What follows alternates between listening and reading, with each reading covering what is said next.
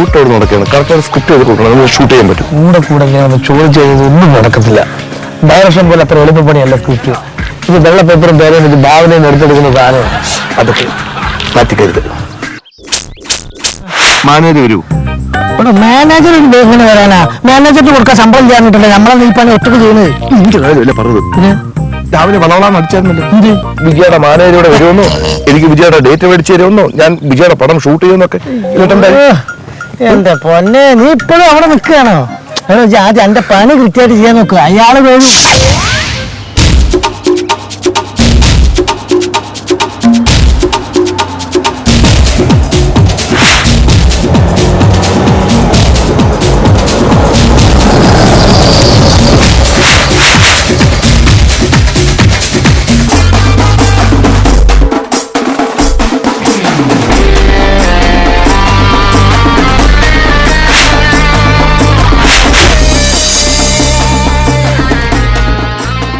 Sir നിങ്ങൾ വന്നു, നമ്മള് നിങ്ങൾ വരില്ലാന്ന്. ഞാൻ ഒരു തവണ പറഞ്ഞ 100 തവണ സ്വന്തമാക്കി. എന്നാ നീ 15 തവണ പറഞ്ഞാൽ മതി. 50 വട്ടം പറഞ്ഞായിട്ടുണ്ടാവില്ല.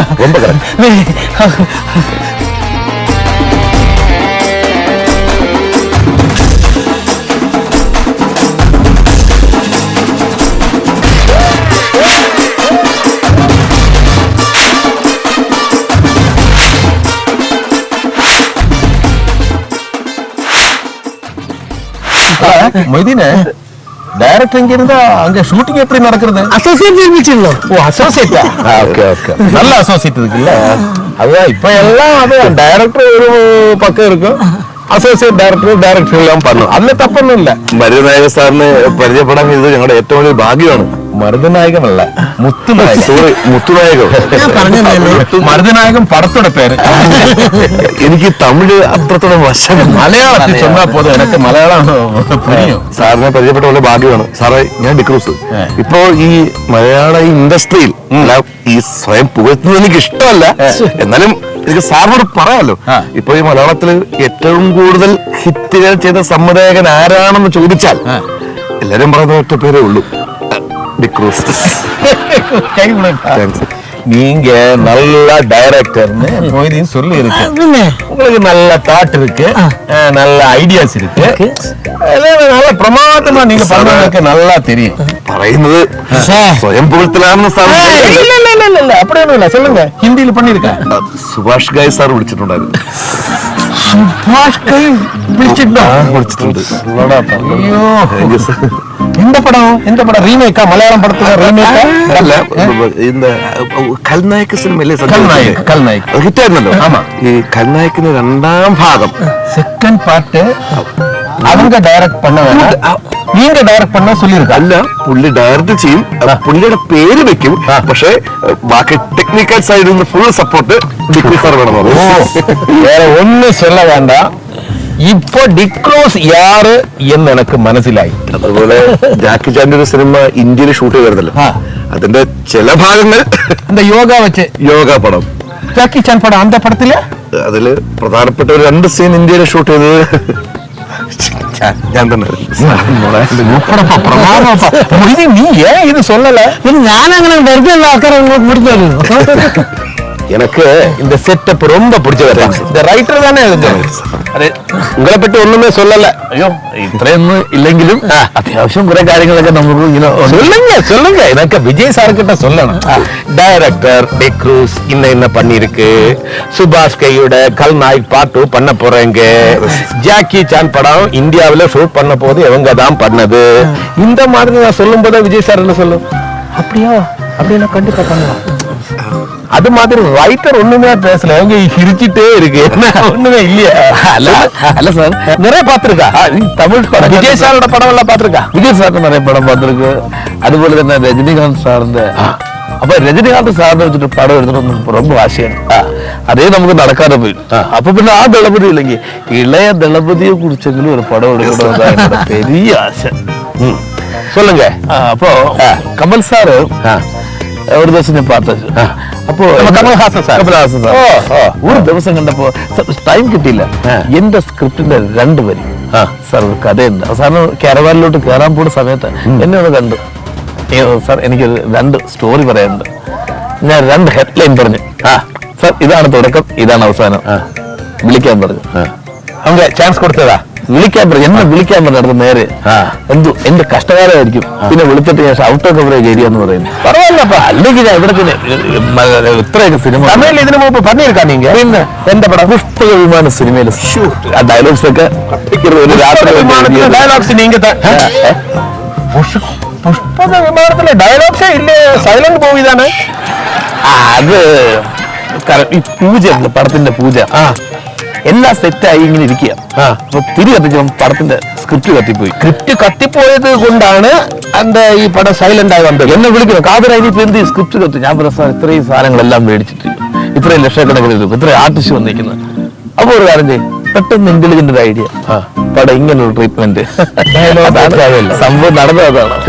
ഫോൺ ഏതോ സെറ്റ് ചെയ്ത് വിളിക്കുകയാണ്. ഹലോ, ഒരു വിജയ് സാറിന്റെ പടത്തെ പറ്റി ഒരു ചർച്ചയിലാണ്. ഇടയ്ക്കിടയ്ക്ക് വിളിക്കാല്ലേ? അയ്യോ ഞാൻ വിളിക്കാം. യാര്? ഒരു കന്നഡ ഫിലിമിൽ നിന്ന് വിളിക്കുന്നു. കന്നഡ ഇൻഡസ്ട്രി. കന്നഡ ഫിലിമാ? നീങ്ക മലയാളത്തിൽ താനേ സംസാരിച്ചത്? അത് ഈ കന്നഡയിലെ പ്രൊഡ്യൂസർക്ക് മലയാളം അറിയാം. മലയാളം പ്രൊഡ്യൂസർ പടം കന്നഡ എടുക്കുന്നത്. ரொம்ப ലക്കിയപ്പാ. സാറിന് മലയാളം അറിയാവുന്നല്ലേ? നിങ്ങൾ വിചാരിച്ച് പലിശക്കാരെ വന്നിരിക്കുന്നുണ്ട് വീട്ടിൽ പെട്ടുമ്പോൾ വിളിച്ചതല്ലേ? അതല്ല, കന്നഡ പ്രൊഡ്യൂസർ. கண்ட்ரோலர் பற்றி ஒண்ணுமே பேசல. இங்க இப்ப தெரிஞ்சு போச்சு. ரைட்டர் எனக்கு ஓகே, ரொம்ப பிடிச்சிருக்கு. அப்புறம் டைரக்டர் எனக்கு ஓகே, விஜய் சார் கிட்ட நான் சொல்றேன். கண்ட்ரோலர் എനിക്കൊരു ഫോണ് വരുന്നേ. ഹലോ, അതെ. അയ്യയ്യേ, എനിക്ക് ചെയ്യാൻ പറ്റൂലെന്ന് നിങ്ങളോട് ഞാൻ എത്ര നാളായി പറയണേ. നിങ്ങൾ ഇങ്ങനെ ബുദ്ധിമുട്ടിപ്പിക്കല്ലേ? സംഭവം ശരിയാ, നമ്മൾ ചെയ്ത നിങ്ങൾക്ക് വിശ്വാസ എന്ന് കരുതിട്ടാ നമുക്ക് ചെയ്യാൻ പറ്റണ്ടേ? ഇതെല്ലാം കൂടി കൂടാഞ്ഞിട്ടാണ് ഇപ്പൊ നമ്മളൊരു സിനിമ ചെയ്തോണ്ടിരിക്കുക. അത് കഴിഞ്ഞിട്ട് വേണം വിജയ് സാറിന് വെച്ചിട്ട് നമുക്കൊരു സിനിമ ചെയ്യാൻ. ചെറിയ പൈസ 100 കോടി, അത് നമ്മക്ക് ചെറിയ പൈസയല്ലേ? മുളക് പാടം തുമ്പിച്ചല്ലേ? അതെ, നിങ്ങള് നമ്മള് ചെയ്ത് തരാ. അത് കഴിഞ്ഞിട്ട് അടുത്തൊരു പടം ചെയ്തു തരാം. ഒരു 250 കോടിയൊക്കെയാണ് നമ്മൾ ചെയ്തു തരാം. ചുന്നിയൊന്നും നമ്മൾ ചെയ്യില്ല കേട്ടോ. ശങ്കർ സാറ് വിളിക്കുന്നുണ്ട് ചെയ്യാൻ. ശങ്കർ സാറേ സിനിമ ചെയ്യാൻ വിളിച്ചിട്ടുണ്ട്. ഈ മറ്റേ ഇതുണ്ടല്ലോ നരസിംഹത്തിന്റെ തമിഴ് ചെയ്യാൻ, അല്ല ഇംഗ്ലീഷ്. ഞാൻ ചെയ്തു തരാം. നിങ്ങൾ ഒന്ന് കട്ടെ നിങ്ങൾ ഒന്ന് വെറുപ്പിക്കരുത് കേട്ടോ. ഞാൻ ചെയ്തു തരാം. ഇടക്കിടക്ക് ഇങ്ങനെ വിളിച്ച് ബുദ്ധിമുട്ടിക്കരുത് കേട്ടോ. Okay, cut ചെയ്താളി. റിംഗ് ഒന്നും വരില്ലേ? അതെ, സൈലൻസിൽ ഇട്ടാണ്. നിങ്ങൾ വരില്ലല്ലോ. സൈലൻസിൽ പോടില്ല, നീങ്ക സൈലൻസിൽ പോട്ടിருக்கு. സൈലൻസിൽ ഇട്ടതാ. അപ്പൊ എന്താ സംഭവം അറിയോ? വിളിച്ചിങ്ങനെ സ്വൈരക്കേടാക്ക ഈ ചങ്ങായി. ഞാൻ ചെയ്തു കൊടുക്കണോ ഇതിന്റെ കൺട്രോളിംഗ്. 150 കോടിക്ക് ഒരു സിനിമ ചെയ്യണ്ടും പോലോ. அப்படியா? കൊമ്മിച്ചല്ലേ മുളക് പാടത്തിലെ நம்ம இது புலிமுருகன் படம்.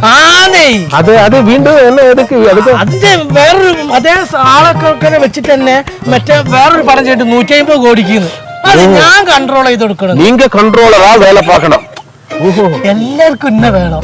ഞാൻ വിടാ നിങ്ങൾ വിചാരിക്കും. എല്ലാ പ്രൊഡ്യൂസർക്കും ഇന്ന വേണല്ലേ? സൈലൻസ് ചൊല്ലി ഇപ്പൊ റിങ് കേൾക്കുന്നില്ല. അതെ, ഈ രണ്ടാമത്തെ സിമ്മിന്ന് വരുന്നതാ. ഞാൻ കട്ട് ചെയ്താളാ. രണ്ടാമത്തെ സിമ്മിന്ന് 2 സിം പോട്ടിരിക്ക. ഇത് 5 സിമ്മിടാ. 5 സിമ്മാ? ലേറ്റസ്റ്റ് ഫോണാ? പിന്നെന്താ, എന്നോട് ഫോണിൽ കൂടെ 2 സിം കാണാൻ പോടാൻ മുടിയും ആണല്ലേ? ഞാൻ കൺട്രോളല്ലേ ഇവിടുത്തെ ഏറ്റവും തിരക്കല്ലേ. 5 സിമ്മ് പോരാ. ഇനി 10ാമത്തെ പറഞ്ഞില്ലേ നമ്മള്? അപ്പൊ എനിക്ക് എല്ലാം ரொம்ப പിടിച്ചിருக்கு. Director okay, writer okay, controller okay. ഇനി എനിക്ക് സബ്ജക്ട് കേൾക്കണം. சொல்லுங்க. நல்ல பியூட்டிஃபுல் சீனரி. இது மாதிரி ஒரு படத்தோட ஓப்பனிங் கிராண்டா இருக்கணும். இன்டர்வெல் நல்ல பஞ்சா இருக்கணும். கிளைமேக்ஸ் சூப்பரா இருக்கணும். அந்த மாதிரி ஒரு சப்ஜெக்ட் இருந்தா நான் விஜய் சார் கிட்ட சொல்றேன். சொல்லுங்க உங்க സബ്ജക്ട്. അല്ല സാറേ, നമ്മളും അതാണ് പ്ലാൻ ചെയ്തിരിക്കുന്നത്. തികച്ചും ഇതുവരെ വിജയ് സാർ ചെയ്തതിനേക്കാൾ വ്യത്യസ്തമായ ഒരു സബ്ജക്റ്റ് ആണ് അല്ലേ? നമ്മുടെ ഫസ്റ്റ് സീൻ എന്ന് പറഞ്ഞു കഴിഞ്ഞാൽ ഒരു തുറന്നു കിടക്കുന്ന ഒരു റെയിൽവേ ഗേറ്റ്, ബോർഡില്ലാതിരിക്കുന്ന ഒരു ഗേറ്റ് വാച്ചർ தண்ணி போட்டு அவுட் ஆகி തണ്ണിയുടെ കുപ്പിയെല്ലാം ഇരിക്കുന്നു. അപ്പോ ഫോൺ റിങ് ഇടുന്നു. ഫോൺ ഇങ്ങനെ റിങ് ചെയ്യുന്നു. ഗേറ്റ് ക്ലോസാ ഓപ്പണാ? ഓപ്പൺ. ഗേറ്റ് ഓപ്പൺ ഇങ്ങനെ ഫോൺ റിങ് ചെയ്യണു. കുട്ടികളെല്ലാം പാട്ട് പാടി ഒരു സ്കൂൾ വാൻ ഈ ഗേറ്റിനെ ലക്ഷ്യമാക്കി ദൂരെ വരുന്നു. புரிஞ்சு போச்சு. தூரேந்து ட்ரெயின் இப்படி வந்துட்டு இருக்கு. ഇങ്ങിരുന്ന് സ്കൂൾ ബസ് അത്. അപ്പൊ വേറൊരു ആംഗിളിൽ നമ്മൾ കാണിക്കുന്നത് ഒരു BMW കാർ ഇങ്ങനെ പാഞ്ഞു വരുന്നുണ്ട്. അപ്പൊ ഒരു സൈഡിൽ ട്രെയിൻ ഇങ്ങനെ, ഒരു സൈഡിൽ സ്കൂൾ ബസ് ഒരു സൈഡിൽ നിന്ന് ഇങ്ങനെ ഇടിക്കുമാ ഇടിക്കാതെ அந்த மாதிரி. അപ്പോ ഈ വണ്ടിക്കകത്ത് അപ്പുറം നമ്മൾ നായകനെ കാണിക്കുന്നില്ല, ഒരു കയ്യിൽ ഒരു കീ ചെയിൻ മാത്രം കാണിക്കുന്നു. കാർക്കുള്ള കീ ചെയിൻ മട്ടും ഇങ്ങനെ കറങ്ങുന്നു. നേരെ ഗേറ്റ് കടന്നു, സ്കൂൾ വാൻ കയറി വരുന്നു, ട്രെയിൻ നേരെ ഓപ്പോസിറ്റ് എത്തുന്നു. അവിടെ സ്റ്റോപ്പ്, ബ്രേക്ക്. എന്നാச்சு? ചെറിയൊരു സൈലന്റ്. ക്യാമറ നേരെ ഇങ്ങനെ പോയിട്ട് ട്രെയിനിന്റെ ബാക്കിലേക്ക് പോകുന്നു. അപ്പോഴാ നമ്മുടെ നായകന്റെ കാല് ഈ കയ്യിലിരിക്കുന്ന കീച്ചയിന്റെ ചങ്ങലയില്ലേ വിജയ് സാർ, ഈ ചങ്ങല ട്രെയിൻ ഇങ്ങനെ പിടിച്ചു നിർത്തി നിൽക്കുന്ന വിജയ് സാറിനെ. വിജയ് ട്രെയിൻ സ്റ്റോപ്പ് പണിയിരിക്കും. ട്രെയിൻ ഇങ്ങനെ സ്റ്റോപ്പ്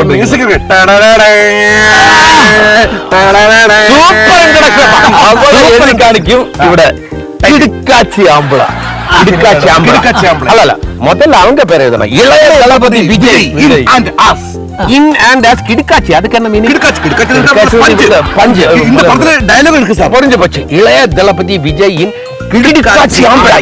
ഇങ്ങനെ പിടിച്ചു നിൽക്കുന്ന സീൻ. അതാണ് இன்ட்ரோடக்ஷன் சொல்றதுக்கே ரொம்ப